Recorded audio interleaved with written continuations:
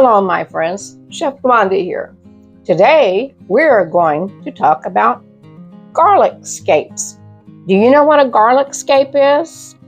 Let's see here. It's the flowering stem that grows from a hardneck garlic plant, and its primary function is reproductive. And you use it like garlic, only it's milder, sweeter in flavor, it's firmer in texture. And we planted 84 cloves of garlic this year, and they all came up. And we have an overload of garlic scapes. Isn't that cool? I love them. Hi, Mr. Monte here.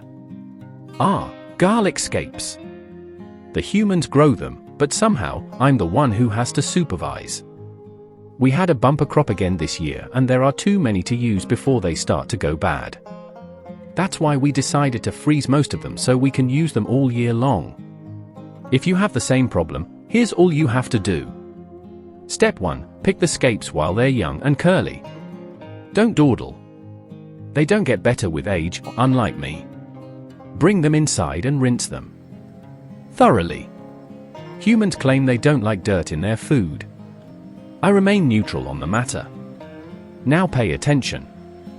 Blanching is important. 30 seconds in boiling water. Not 29. Not 31. 30. Then straight into ice water. This stops the cooking. Also wakes them up. I, personally, do not enjoy ice baths. Once they're cool, pat them dry. Moisture in the freezer is the enemy. I've heard my humans say that many times. Usually after they forget. Cut the scapes into pieces the size you'll actually use later. 1 to 2 inches. Don't get fancy. This is garlic, not modern art. Now the fun part, bagging.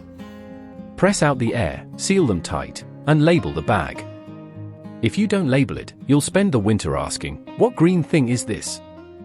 Into the freezer they go. Flat, neat, organized.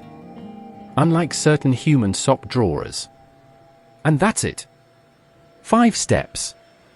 1 year of flavor. You're welcome. I accept payment in treats.